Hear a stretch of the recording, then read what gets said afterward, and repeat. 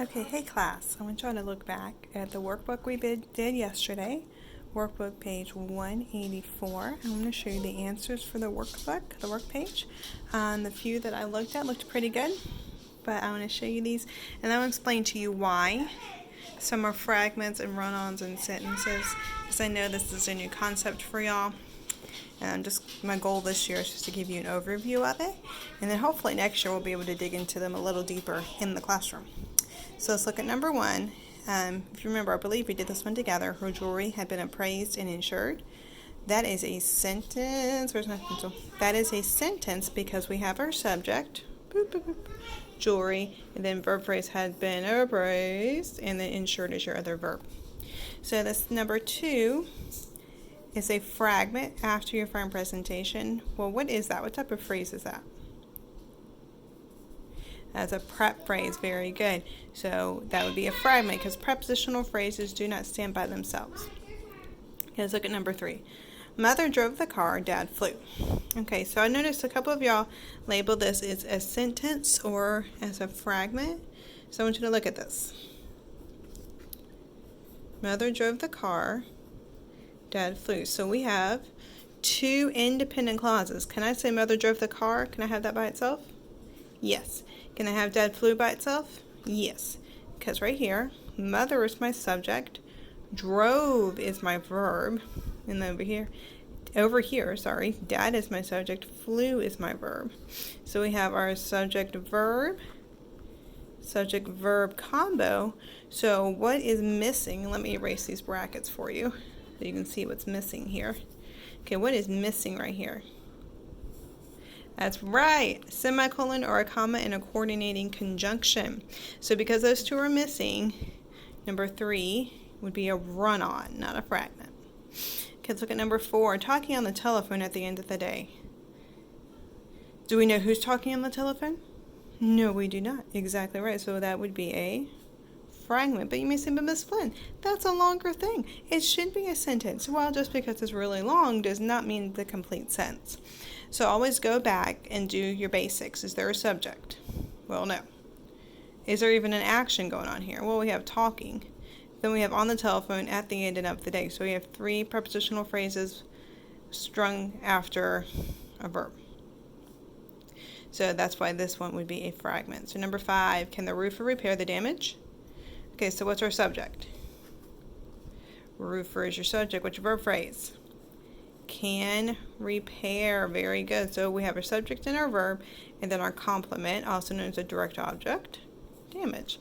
So because we have our subject, our verb, and our complement, number five is a sentence. Number six, unless Mrs. Farmington calls. Unless Mrs. Farmington calls what? So we have our subject and we have a verb, right? So that should be a complete sentence. Nope, because what are we missing? The complement. We don't know what's going to happen unless Mrs. Farmington calls. We don't know why Mrs. Farmington is calling. Lily says hi.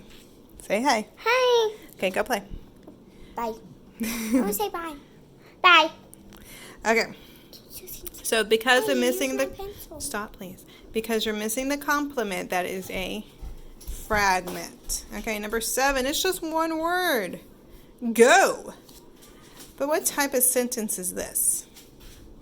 If I looked at you and I said, go. Hopefully not like that. But I like to say, go. Go play on the playground. Sure. That would be a command sentence. So what's the subject? Understood you. So you in parentheses, underline, go is my verb. So this would make that a sentence. So I did know some of y'all did label this one as a fragment because it was one word. Just make sure you analyze it before you label. Okay, number 8, look around. Plan on buying at least one gift. So this is another example of two independent clauses. And both of these are what type of sentence? I'll give you a hint. Number 7 is the same type. Yep, these are commands. So both of these have understood you as your subject for each of these. And then look would be your verb for the first one. Plan would be your verb for the second one. So we have subject, verb. Only thing we're missing, because we have a comma, what are we missing? in order to combine these two clauses. Coordinating conjunction. Right, so that's why this one is a run-on. Okay, number 9, this room is too dark and crowded. So what is the subject for this one? Room. What's your verb?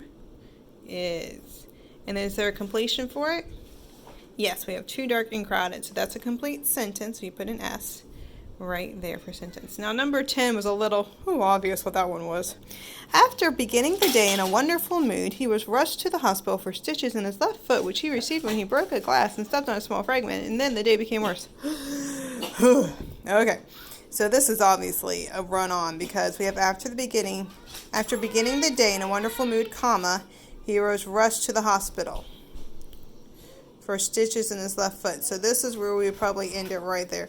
The easiest way to do something, if you have a sentence like this in your writing and I tell you you need to fix it, the easiest way to do it is to separate into separate sentences. So this first main thought, after beginning the day in a wonderful mood, he was rushed to the hospital for stitches left foot, period. And then you would take out the which. He received the stitches when he broke a glass and stepped on a small fragment, period. Then the day became worse. See, it's not so much better when you separate into sentences. But since in your exercise it's just like this, we would label this as a run-on and go on with our lives. So number 11, this airplane is old. So what is the subject of number 11? That's right, airplane. What's your verb? Is. Very good. So airplane is what? Is old. If you remember from last unit, old would be a predicate adjective because it's describing which word? Airplane. Very good. So this one is a complete sentence. Okay, so number 12, walked and ran in his sleep last night. So we have two verbs, walked and ran, so there are action words, but who walked and ran? We don't know, so that's why this one is a fragment. Number 13, a computer class is offered. I'm taking it. So we have two independent clauses. Boop, boop, boop. Now again, you don't have to do these on your exercises unless it helps you. It's just a good visual. Okay, so what's the subject of my first independent clause? Class, right. What's my verb? Is offered. What's the subject of my second independent clause? I'm.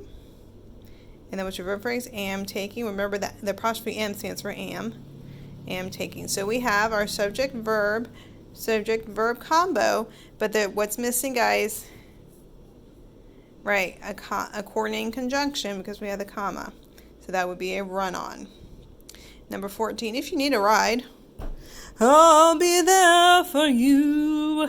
But that's not there, so that's why this is a fragment. And then number 15, send me your new address. So what's the subject of the sentence? I hear y'all. Understood you. That is awesome. What act am I asking you to do? I want you to send. Send me is one object. That is an indirect object. Just something for your brain for next year.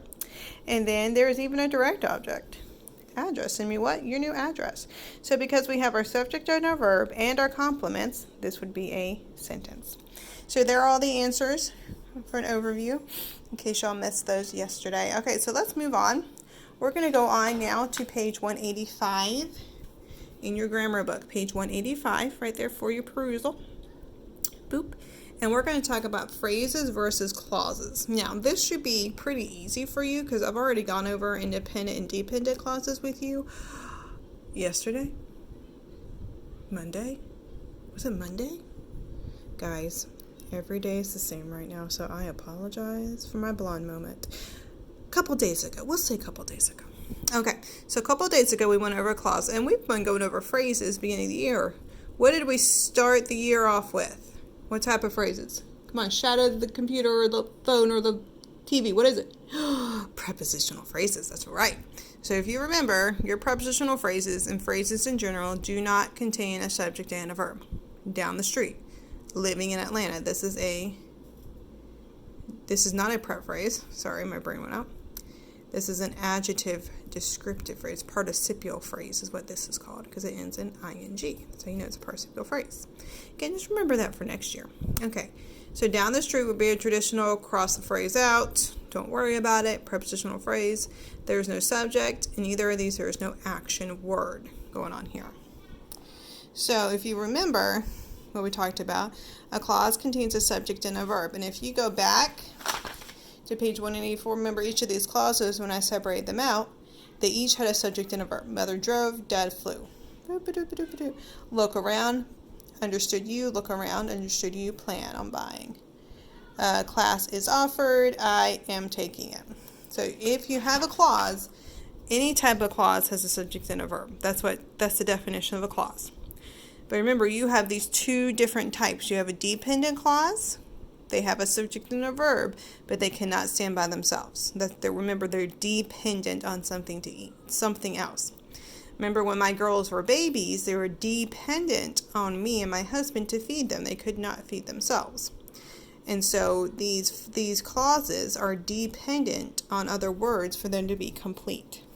So, for example, when Todd was little, if you were right, although school had ended, whenever I hurry through dinner and eat fast. So all of these have your subjects and your verbs. Your book has them underlined, but these aren't complete. You're still left with that, I don't know, what happened when Todd was little? What happens if you are right? What happens when school has ended? What happens whenever you hurry and eat fast? You're kind of left with those natural questions, so that means it's incomplete. It's a dependent clause. It's a clause because it's a subject and a verb, but it's dependent, which means it's an incomplete sentence. And then we have an independent clause. This has subject and a verb, and it expresses a complete thought. It's independent. It is that child who can sit there at dinner and eat all of their dinner and eat all of their food without anybody feeding them. They are independent of any help. So, and just like these sentences are independent of any help, they can stand alone. For example, the air deodorizer is gone. Oh no, it's a mystery of the air deodorizer. What are we going to do? Okay, anyways, we have our subject and our verb, and that is a complete thought. The air deodorizer is gone. It is complete. There is no question as to what's going on here, except for who took the air deodorizer. But that's a subject for another day. Be a good writing assignment. Anyways, okay, so the 10 of hearts is missing from this deck. So your book already labeled it for you. So we have subject 10 of hearts is a prep phrase. Is missing is your verb phrase. From the deck is also crossed out. So we have our subject and our verb. 10 is missing. And then we have the completion phrases. So that would stand by itself. And your third example. Both the man and his wife signed several legal papers. So subject man, subject wife. Signed your verb, and then papers would be your complement, your direct object. So all three of these are complete thoughts with your subjects and your verbs, so those are independent clauses. Remember, these up here also have subjects and verbs, but they are incomplete thoughts. They do not express a complete thought. They are left incomplete. So that's the difference between a dependent clause and an independent clause. So what you're going to do for me is page 186. You're going to write C if the group of words is a clause, and you're going to write P on the line if the group of words is a phrase. So note right here, though, make sure you read all of the instructions. This is a suggestion, which means you don't have to do it. Cross out prep phrases, underline your subject once and your verb twice. Since it contains both a subject and a verb, it is a clause. So I very highly suggest that you do this because of this right here. If the sentence contains both a subject and a verb, it is a clause. So once you label your sentences and you label them correctly, it is super easy to see if it's a clause or a phrase. So let's do the first three together. Okay. First, let's look at the example. The fork was on the floor. Yuck. Hopefully they didn't eat with it. Okay, so your subject is fork, your verb is was. So right here, we already know that's a clause. Subject, verb. So you put a C in the blank. Okay, number 1, without supper. What is that? Something we all know and love. Hold dear in our hearts. That's right, it's a prep phrase. Phrase. So you would put a P right here for phrase. Very good. Number 2, danced in the breeze. Is there a subject for number 2? No. Is there a verb? Yeah, danced is a verb, but is there a subject? No, so that would be a phrase. Okay, look at number 3. Oh, sorry, got distracted. Okay, what's the number 3? Is there a subject? Yes, door. Is there a verb? Very good. Is. So door is. So we have subject and a verb. So what would number 3 be? Clause. Okay, let's do one more together. After my homework was completed. So what would that be? Is there a subject? Yep, homework. What's your verb phrase? Was completed. But does this express a complete thought? No. Sorry if I'm making you a little seasick there. So that would be a clause, a dependent clause to be more specific. Okay, guys, what you need to do is finish 5 through 15 and then turn it in to me. Remember, if you have any questions, just comment in the personal comments on your separate assignment, and I will be glad to help. Have a good day, guys.